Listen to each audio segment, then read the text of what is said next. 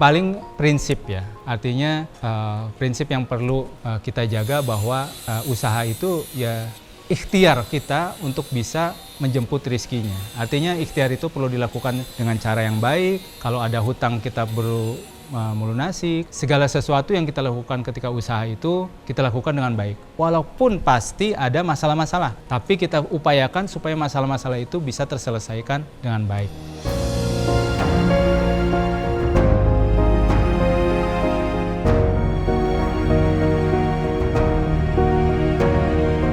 Di masa-masa pencarian, saya mengerjakan proyek 2 bulan di Aceh. Kemudian udah selesai proyeknya, punya hutang sekitar 150-an juta untuk bisa melunasi tenaga-tenaga di sana, di Aceh. Tetapi proyeknya tidak kunjung dibayar gitu selama 6 bulan. Kurang lebih sekitar 350-an juta pada tahun 2010 itu ujian berat buat saya dan keluarga.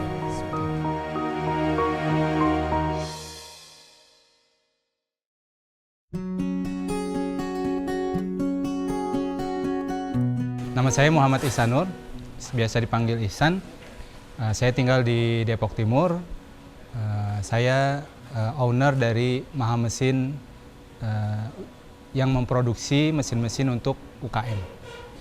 Ya, saya lahir dari keluarga yang biasa-biasa aja, orang tua PNS, kemudian ibu PNS ya, dan bapak itu servis jam di pasar ya.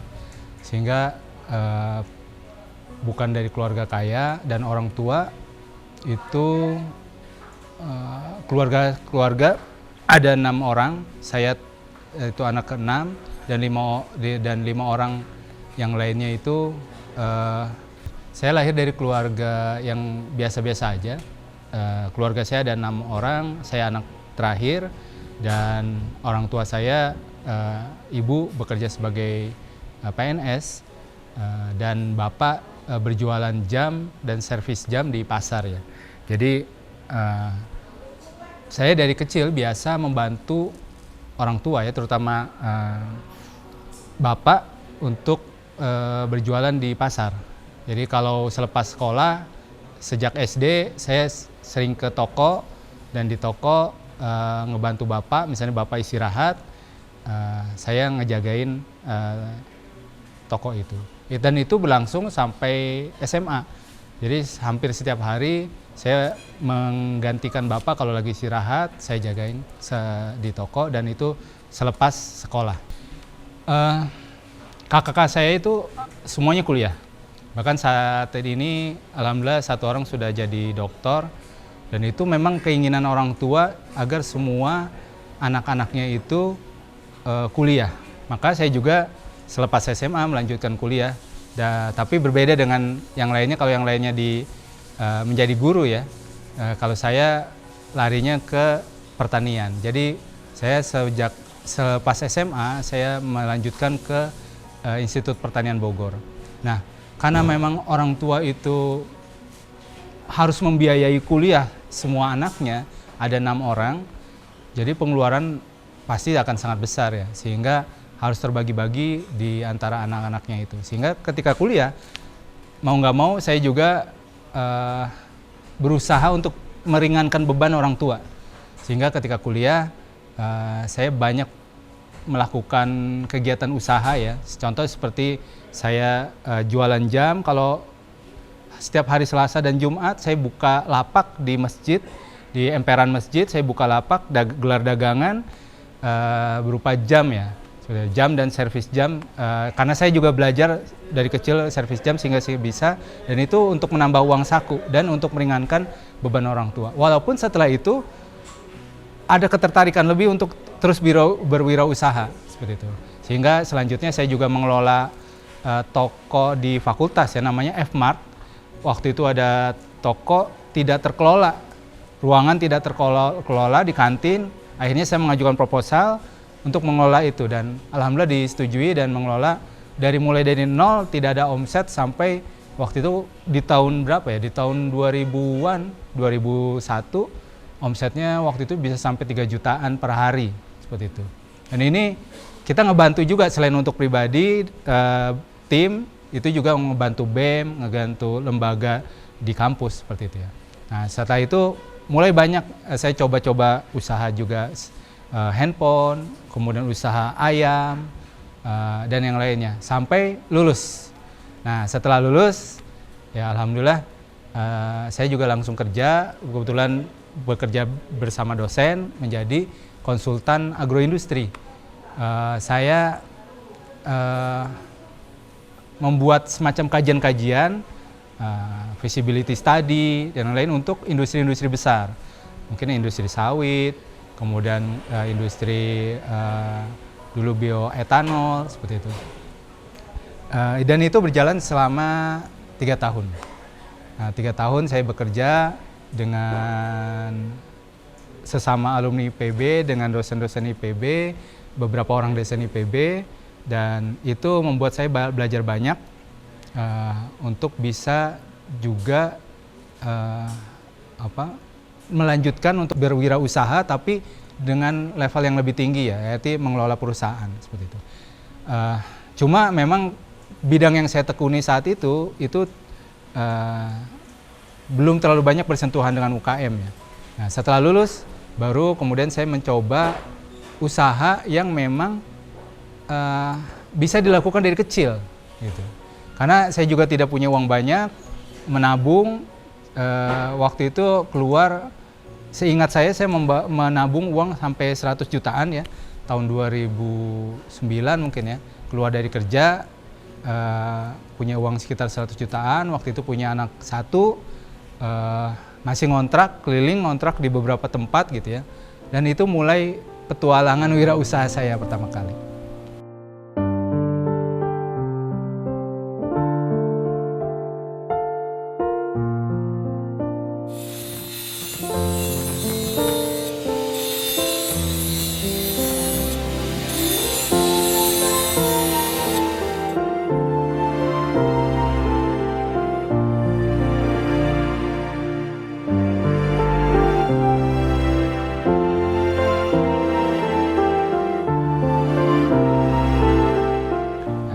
Pertama kali buka mie ayam ya, mie ayam, soto di satu tempat, tapi itu berjalan hanya kurang lebih 3 bulan. Jualan es krim seperti itu, berjalan 3 bulan. Setelah itu uang saya yang 100 juta keluar dari kerja habis selama 3 bulan. Habis, akhirnya mengandalkan dari penghasilan sehari-hari ya. Waktu itu yang laku di warung saya es krim paling laku. Akhirnya saya switch, tadinya jualan mie ayam, soto kayak gitu, akhirnya berubah menjadi produksi es krim. Nah, produksi es krim ini sempat berkembang cukup banyak. Kita mensuplai ke hampir 300-an ya, sekitar 300-an warung-warung di Depok ya, seputaran Depok 2, Depok Timur. Itu kita naruh konsinyasi, setiap hari diambil, ditaruh, diambil, ditaruh. Sampai pada satu titik, pada satu waktu terjadi pemadaman listrik yang cukup lama, sehingga seluruh es krim atau barang yang ditaruh di warung-warung itu habis gitu. Jadi seluruh modalnya itu habis gitu. Saya waktu itu mungkin hampir 30-an juta itu barang-barang yang di warung itu habis semua seperti itu. Mencair, es krimnya mencair dan tidak bisa dijual lagi. Akhirnya selanjutnya saya memproduksi es krim dengan jualan tanpa dititipkan ke warung. Saya jual di Pasar Kaget ya, di Merdeka itu di Depok ada Pasar Kaget namanya Pasar Merdeka. Saya jualan setiap hari Minggu ya, karena hari lainnya nggak buka, cuman hari-hari Minggu, dan hari yang lainnya saya menerima atau menjual pesanan es krim seperti itu. Dan itu berlangsung beberapa bulan sampai sempat juga diusir ya dari kontrakan, karena mau pindah kontrakan seminggu lagi baru bisa pindah, tapi hari ini harus sudah bayar. Saya pikir kalau misalnya bayar harus sebulan, sedangkan seminggu lagi mau pindah, jadi terlalu banyak pengeluaran. Akhirnya oleh pemilik kontrakan diusir gitu. Malam ini juga harus pindah. Gitu. Akhirnya malam itu juga pindah ke rumah mertua dulu, baru seminggu kemudian ke tempat yang baru. Nah itu pendapatan pada saat itu ya, saya ingat betul ya, modal 150.000 buat bikin es krim, beli bahan-bahannya, saya bikin sendiri, kemudian dijual dapat sekitar 300 ribuan, ada untung 150.000 itu saya beli amplop, 6 amplop, 150.000 dibagi 6. 25 ribuan itu saya masukkan satu amplop 25.000. Jadi setiap hari istri saya waktu itu sudah ada anak satu, mengeluarkan uang 25.000 satu amplop itu untuk kebutuhan hari itu. Gitu. Jadi itu berlangsung beberapa bulan ya, sampai saya menemukan kembali passion saya, yaitu di bidang agroindustri, terutama di bidang teknologi pangan ya, pengolahan makanan. Saat itu saya juga menjadi semacam konsultan kepada UKM-UKM, mengadakan pelatihan-pelatihan, menjadi narasumber di dinas perindustrian seperti itu, melatih ya UKM untuk bisa berproduksi dengan baik dan benar. Nah, disitulah awalnya saya mulai terpikir untuk bisa memproduksi mesin, karena ketika saya melatih UKM-UKM tersebut, kendala yang mereka punya adalah salah satunya kapasitas produksi yang rendah, produksi yang kurang bagus kualitasnya, dan itu bisa diselesaikan atau menjadi salah satu solusinya adalah dengan mesin produksi. Misalnya membuat keripik singkong. Nah, keripik singkong ini kalau dipotong manual itu lama. Kapasitas tidak tercapai, biaya tenaga kerja besar, hasilnya pun tidak sama gitu. Ada yang tebal, ada yang tipis, sehingga mempengaruhi kualitasnya. Nah, waktu itu saya bikin mesin iris singkong gitu. Nah, bikin iris singkong yang harganya murah, terjangkau untuk UKM, dan itu menjadi solusi bagi mereka. Waktu itu ya 2000, kalau nggak salah sekitar saya mulai 2012-an mulai membuat mesin-mesin produksi yang dibutuhkan oleh UKM seperti itu. Nah, itu mulailah saya membuat usaha Maha Mesin ini dari sekitar tahun 2012. Tapi waktu itu masih pesanan. Orang butuh apa, saya bikinin. Orang butuh iris singkong, saya bikin iris singkong. Orang butuh blender yang kapasitas besar, saya bikin blender kapasitas besar. Orang butuh meniriskan minyak dari gorengan-gorengan yang diproduksi, saya memproduksi peniris minyak. Dan itu berlangsung terus sampai ya, tapi di antara itu saya juga mencoba usaha-usaha yang lain ya. Ada sempat usaha sop durian, kemudian usaha kentang, keripik kentang dan lain-lain. Tapi yang akhirnya saya fokuskan adalah mesin. Nah, karena memang dari sisi nilai lebih besar ya. Kalau menjual misalnya sop durian untuk mendapatkan 1 juta rupiah gitu ya, dia harus menjual mungkin sekitar 100 porsi gitu. Tapi kalau untuk menjual mesin 1 juta rupiah, cukup menjual 1 spinner, harganya 1 juta rupiah. Sehingga dari sisi penjualan, dari sisi modal, dari sisi produksi, akhirnya saya pilih produksi mesin-mesin, dan produksi sop durian diserahkan ke partner yang lain seperti itu ya. Jadi tidak lagi memproduksi sop durian. Itu sampai akhirnya tahun 2015, setelah hanya menerima pesanan-pesanan, setelah melewati ya masa-masa sulit, kekurangan modal, kemudian ada saudara yang meminjamkan, ada juga teman yang meminjamkan, sampai bisa sebagian sudah dibalikin, seperti itu. Sebagian lagi baru bisa dibalikin beberapa tahun kemudian. 2016 mulai ada partner untuk memproduksi mesin. Jadi tidak hanya mesin-mesin pesanan aja, tapi juga mesin-mesin yang ready stock. Kita misalnya mesin iris singkong, blender, kemudian mesin misalnya iris bawang, terus mesin pengaduk, mixing, itu sudah kita produksi tanpa menunggu orang pesan. Jadi kita mulai berjualan produk, berjualan produk dengan tim, ada orang marketingnya dan orang operasionalnya, dan saya sebagai R&D dan produksi, seperti itu. Nah itu 2016 kita mulai menjual mesin-mesin, dan itu cukup besar ya. Saya hitung setahun itu bisa jadi hampir 1000-an mesin yang kecil-kecil yang harga 1 jutaan seperti itu ya, terjual, dan itu cukup membuat kita optimis bahwa ini jalur yang tepat untuk dikembangkan seperti itu.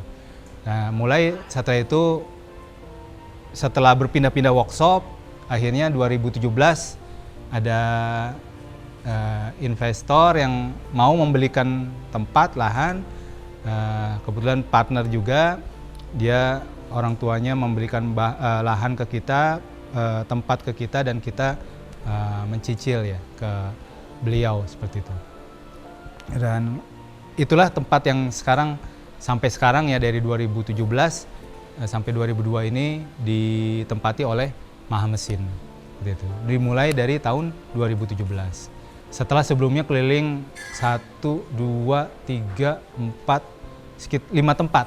Kita ngontrak dari keliling ke 5 tempat, setiap setahun pindah gitu. Karena biasanya setelah setahun diminta naik, akhirnya kita cari yang terjangkau. Dan alhamdulillah sekarang sudah tempat sendiri, kita fokus memproduksi mesin-mesin, dan mesin-mesin ini pun makin bertambah banyak. Pesanan juga makin banyak, walaupun memang pasti ada kendala-kendala ya. Tapi kita sudah lebih banyak memproduksi mesin-mesin yang khusus untuk produksi UKM.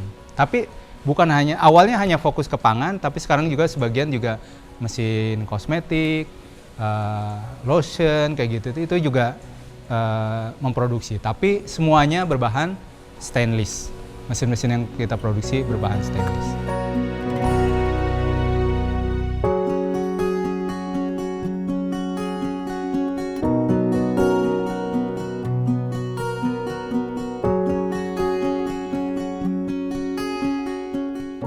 Ya, pertama, sebagian mesin itu hanya kita yang memproduksi jenis tersebut, gitu. Contoh misalnya spinner. Spinner kapasitas 1 liter itu, waktu itu pertama kali kita mulai itu tidak ada yang memproduksi. Di Indonesia nggak ada, di luar negeri pun nggak ada, gitu. Harganya cuma 700-800 ribu gitu. Dan itu sangat terjangkau oleh UKM, apalagi pemula, UKM yang baru mulai. Dia membutuhkan mesin yang dengan harga tidak terlalu besar, karena kapasitas juga kecil ya. Nah, itu kita satu-satunya yang memproduksi. Walaupun seiring berjalan waktu pasti ada yang meniru ya, setelah lihat ada pasarnya ada yang meniru seperti itu. Itu pertama, kita produksi mesin yang memang di pasaran itu jarang, seperti itu. Yang kedua, bahan kita stainless ya. Stainless, jadi awet. Bahan itu tidak karat dan bisa dipakai dalam waktu yang lama. Yang ketiga, harga kita juga terjangkau ya, karena kapasitas kecil, harga terjangkau, dan itu membuat orang memilih kita, salah satunya. Nah, kemudian yang keempat ya, fungsinya ya, pasti fungsinya berfungsi, kemudian cukup awet ya, walaupun mungkin kalau yang mau sangat awet ya pakai produksi mesin yang lebih bagus gitu ya. Tapi kita memproduksi dengan harga yang cukup terjangkau dan cukup awet gitu. Sehingga dipakai 3 tahun, 5 tahun, bahkan ada yang itu masih cukup kuat ya, seperti itu. Walaupun pasti ada perawatan-perawatan. Mungkin itu ya faktor-faktor yang bisa eksis ya, walaupun di masa pandemi alhamdulillah kita masih tetap eksis karena harganya dan keunggulan-keunggulan tadi ya, selain harga, keunggulan-keunggulan tadi itu masih diperlukan oleh UKM.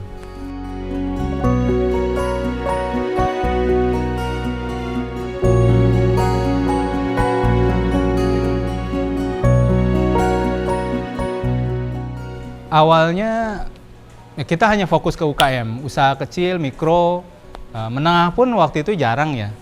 Tapi mulai 2017 kita membuat PT ya, 2017 walaupun difungsikan PT itu baru tahun 2019.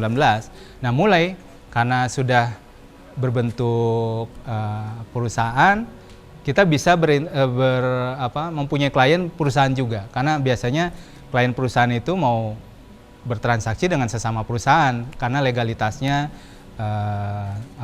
clear seperti itu. Nah, mulai 2017 kita mulai klien-klien perusahaan. Sampai sekarang kita juga melayani klien-klien dari perusahaan selain fokus kita ke UKM. Ya, sebenarnya kita ya tergolong masih UKM ya. Usaha kecil ya, belum menengah juga.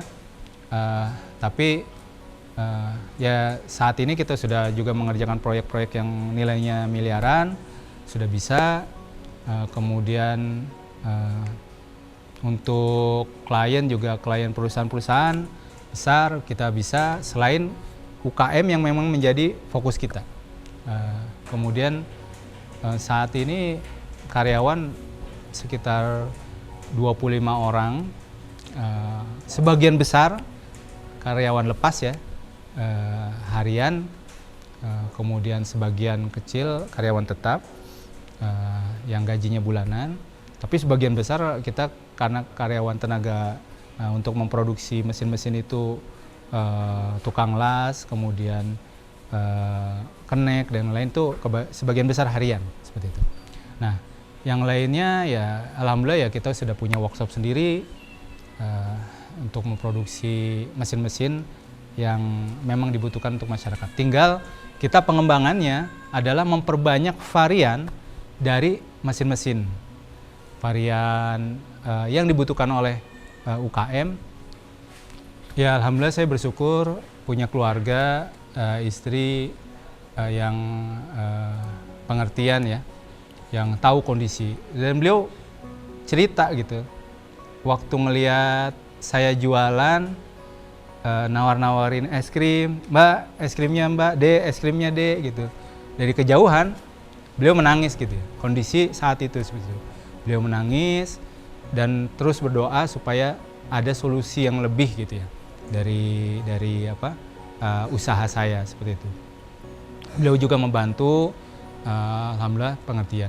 Dan itu menjadi support terbesar bagi saya. Karena kalau misalnya keluarga tidak mendukung, maka dipastikan usaha itu bisa jadi gagal gitu seperti itu. Dan kita tidak leluasa mencari solusi-solusi untuk permasalahan-permasalahan yang mungkin muncul dalam usaha. Nah, kondisi titik terendah itu mau nggak mau ya keluarga, siapapun yang punya istri atau siapapun yang punya suami yang wirausaha wajib mendukung usaha dari suami atau istrinya itu sehingga dia bisa berkembang. Kalau tidak memang akan berat karena pasti akan ada permasalahan-permasalahan di dalam keluarga dan itu memecah konsentrasi untuk kita bisa menyelesaikan permasalahan-permasalahan dalam usaha kita.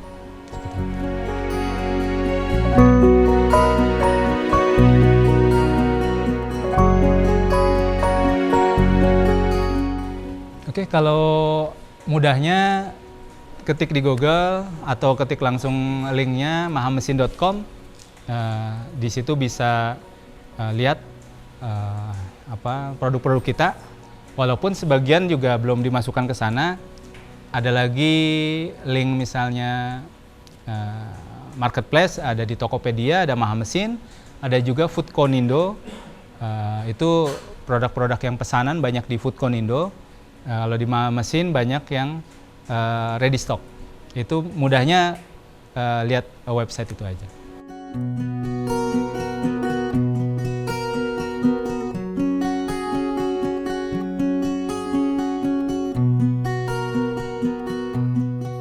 Paling prinsip ya, artinya prinsip yang perlu kita jaga bahwa usaha itu ya ikhtiar kita untuk bisa menjemput rizkinya. Artinya ikhtiar itu perlu dilakukan dengan cara yang baik. Kalau ada hutang kita perlu melunasi, kalau ada perjanjian yang gagal ya perlu kita konsekuensinya seperti itu. Artinya segala sesuatu yang kita lakukan ketika usaha itu kita lakukan dengan baik. Walaupun pasti ada masalah-masalah, tapi kita upayakan supaya masalah-masalah itu bisa terselesaikan dengan baik.